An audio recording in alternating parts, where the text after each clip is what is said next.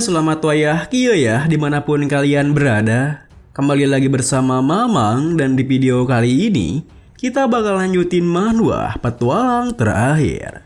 Kita masuk di part 12.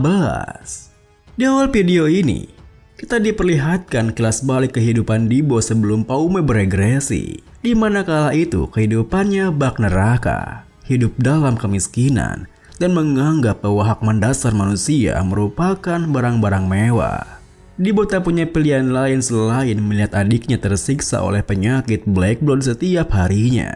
Ia bahkan tak bisa menangisinya di saat-saat terakhirnya. Baginya, tempat itu adalah neraka. Namun di tengah keputusasaannya, ia bertemu dengan seseorang yang menyelamatkan hidupnya, yang bisa dipanggil dengan sebutan Aran. Beberapa waktu kemudian setelah pertemuan pertama mereka, kehidupan Dibo pun berubah, di mana ia ikut bertualang bersama dengan Aran dan partinya. 1 tahun, itu waktu yang cukup bagi Dibo untuk mengubah pandangan hidupnya. Hero yang dingin tetapi pengertian, yang melindungi masyarakat dengan membersihkan jalannya sebelum orang lain. Melihatnya secara berdampingan begitu, membuat Dibo bisa melihat dunia dari perspektif yang baru. Dan pada akhirnya, tujuannya berubah menjadi membantunya mewujudkan mimpinya. Sering berjalannya waktu, Dibo pun semakin dekat dengan anggota parti Aran. Mereka bahkan sering menggodanya jika Dibo ingin diakui sebagai murid Aran, maka ia harus bekerja lebih keras lagi. Suatu ketika, partinya dimintai tolong oleh seorang anak bernama Sanon yang ingin menyelamatkan kakaknya di area terdalam Deadmine yang ada di bawah Gunung Nelna. Meski pada awalnya Aran tak ingin menerima permintaannya, karena lokasinya yang begitu berbahaya dan juga Sanon yang masih berada di sirkuit ketiga hanya akan menambah bebannya. Pada akhirnya Arin menerima permintaannya karena Dibo yang tak tega meninggalkannya dan ingin membantu dirinya. Dibo bahkan meyakinkannya jika sepertinya parti mereka adalah harapan terakhirnya dan ia sendiri yang akan menjaga Sanon di perjalanannya.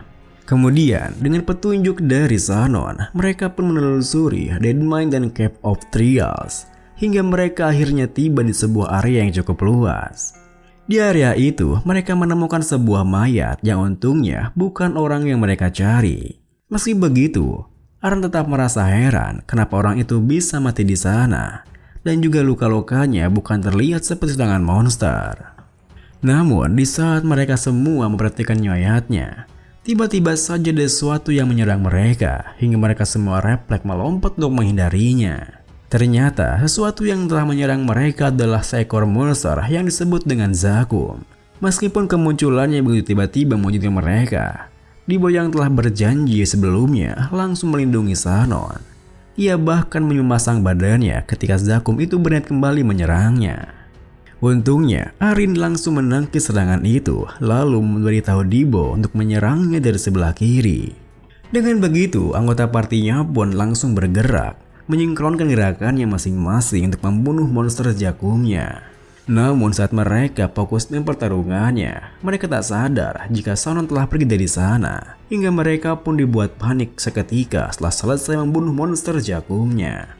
Meskipun begitu, tak butuh waktu lama bagi mereka untuk menemukan jejaknya yang mengarah ke sebuah lorong besar di sekitar sana. Namun, di saat mereka ingin segera mengejarnya, Aran memperingatkan semuanya untuk berhati-hati, karena ia bisa merasakan dan energi yang jauh lebih kuat dari Zakum di dalam sana. Tentu saja, hal itu membuat anggota partinya merasa cemas. Apa mungkin ada hal lain di dalam sana? Aran pun menjelaskan, meski ia tidak yakin, karena jaraknya lumayan jauh. Ia bisa merasakan kalau makhluk itu lumayan kuat. Dan yang jelas situasinya akan berbahaya. Di saat semua orang berpikir keras dengan apa yang harus mereka lakukan, Dibo yang merasa bersalah karena ialah yang bertugas untuk mengawasi Sanon tiba-tiba memutuskan untuk membawanya kembali sendirian.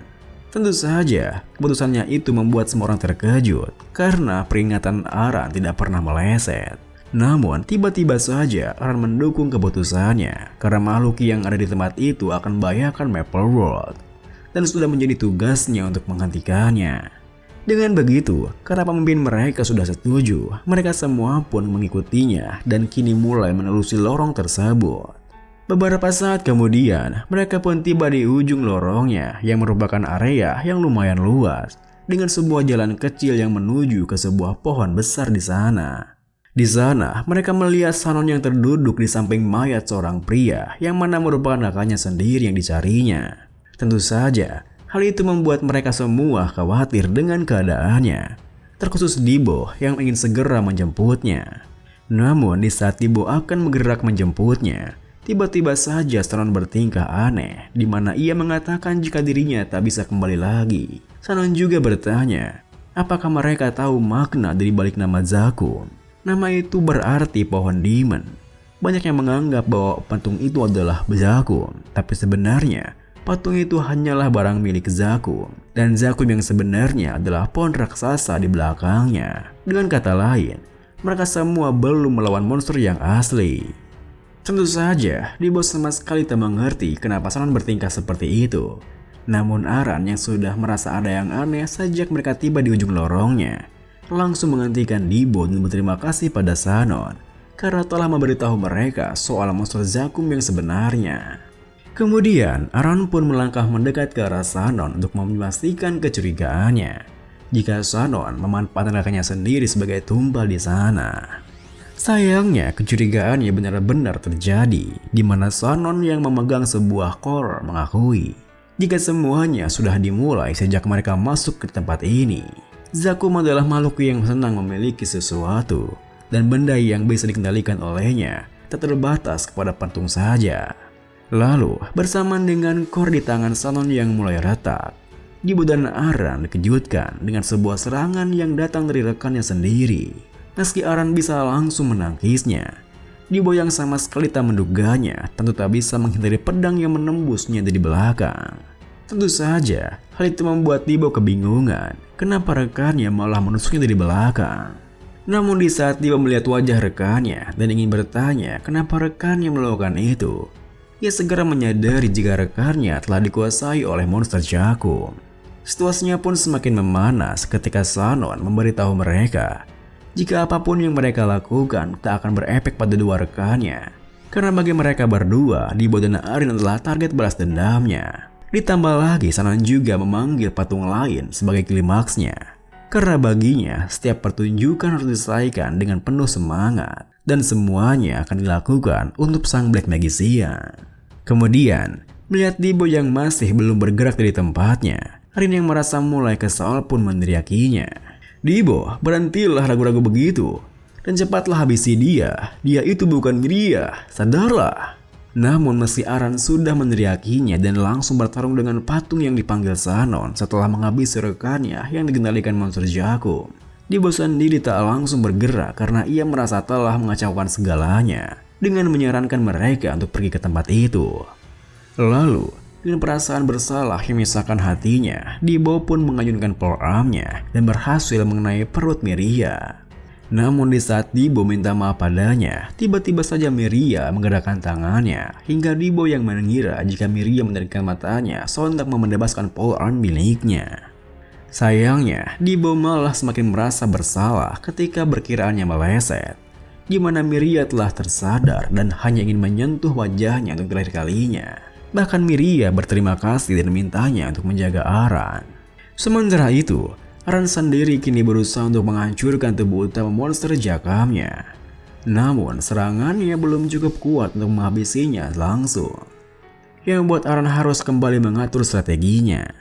Untungnya, Dibo bisa menyampaikan rasa bersalahnya dan mulai bergerak untuk membantunya. Dengan begitu, Aran yang melihatnya pun kembali bersiap dengan serangannya.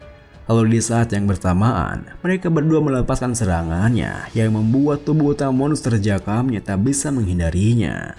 Namun, meskipun tubuh utama monster Zakumnya telah terluka parah, Dibo malah tertahan oleh patung lainnya. Ditambah lagi, Sanon yang berniat untuk menumbalkannya kini berlari ke arahnya dengan sebuah belati di tangannya. Untungnya, Aran segera menyadari itu yang membuatnya bergerak dan langsung menghabisinya. Sayangnya, saat mereka hanya perlu mengakhiri tubuh utamanya saja, tiba-tiba saja Dibo merasakan ada sesuatu yang merasuki pikirannya. Tentu saja, Aran langsung menyadari itu. Bahkan Dibo mintanya untuk langsung membunuhnya sebelum ia melakukan hal yang akan ia sesali. Namun di saat Aran mendekat ke arahnya, Dibo yang awalnya merasa jika ia memang sudah pas pantasnya mati seperti itu, Karena ini adalah hukumannya yang sudah melakukan hal bodoh. Tiba-tiba saja pikirannya berubah drastis ketika monster Jacobnya telah berhasil masuk ke pikirannya, lalu memanipulasinya dengan memperlihatkan jika mayat salon yang tergeletak di dekat sana adalah mayat adiknya sendiri, Dineb. Seketika itu juga, Dibo dikuasai amarah yang buatnya langsung mencari pelaku yang membunuh adiknya. Tentu saja karena Aran adalah satu-satunya orang di sana, perhatian Dibo pun tertuju padanya hingga Dibo tak medulikan apapun lagi dan segera melesat menerjangnya. Aran sendiri yang baru saja menghindari serangan monster Jacobnya sontak dibuat terperanjat ketika melihat Dibo sudah tepat berada di depan matanya. Ditambah lagi, meski Aran berhasil menghindari polearmnya, tendangan susulan Dibo membuatnya terdorong mundur lumayan jauh. Tentunya hal tersebut membuat Aran mendecakkan lidahnya karena ia menyadari jikalau kemampuan Dibo telah meningkat tajam. Meskipun begitu, Aran masih bisa mengimbangi pergerakannya. Ia bahkan memanfaatkan tubuh utama monster Jacobnya untuk menyerang balik Dibo, layaknya membunuh dua burung dengan satu batu. Namun, di saat Aran berniat untuk mengakhiri semuanya dengan menggunakan teknik pamungkasnya, Final Blow, tiba-tiba saja Dibo yang tadi dijatuhkannya agar Aran bisa membunuh monster tersebut tanpa harus membunuhnya, kini kembali melesat menghalanginya. Tentu saja keberadaan Dibo di sana membuat Aran merasa dilema, di mana ini adalah satu-satunya kesempatan yang ia miliki, tetapi ia juga tak ingin Dibo mati di sana. Pada akhirnya, Aran tetap melanjutkan tekniknya dan berhasil membunuh monster tersebut tanpa harus membunuh Dibo. Namun hal itu tentu didatang dengan konsekuensi yang besar, di mana polearm milik Dibo kini menancap tepat di perutnya. Tentu saja, Dibo yang terbangun setelahnya sama sekali tak bisa menahan rasa terkejutnya. Kenapa Aran mengorbankan nyawanya padahal ia sudah menyuruhnya untuk membunuh dirinya? Namun di tengah tubuhnya yang sekarat, Aran hanya tersenyum mengatakan, partinya sudah pernah gagal 800 tahun yang lalu. Ia bukanlah orang yang pantas untuk menggantikan Black Magician, tapi Dibo lah orang yang tepat. Dibo sangat berbakat, tak seperti dirinya yang tak bisa melakukan hal yang bisa Dibo lakukan di usianya. Ia akan meninggalkan Maple World di tangan Dibo. Ia yakin Dibo pasti bisa melakukannya karena Dibo adalah murid sematawayangnya. Dengan begitu, Aran pun menutup matanya selama-lamanya, yang membuat Dibo berniat untuk memberitahu teman-temannya, para hero lain mengenai kejadian itu. Pada akhirnya, Dibo meninggalkan tempat itu, karena tanpa Aran, ia kehilangan arah hidupnya. Rasanya seperti neraka, karena tak bisa melindungi tujuan hidupnya yang baru saja ia temukan.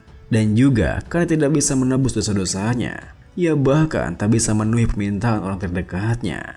Tentu saja, itu hanyalah kejadian di masa lalu dan hanya seperti mimpi bagi Dibo yang sekarang terbangun dari tidurnya. Prine pun diakhiri dengan setelah bertegur sapa sebentar dengan adiknya, Dineb, yang membawakan baju ke kamarnya. Dibo pun mendapat seorang tamu yang mana merupakan Paume yang mengabarkan padanya jika rencana mereka terpaksa dimajukan.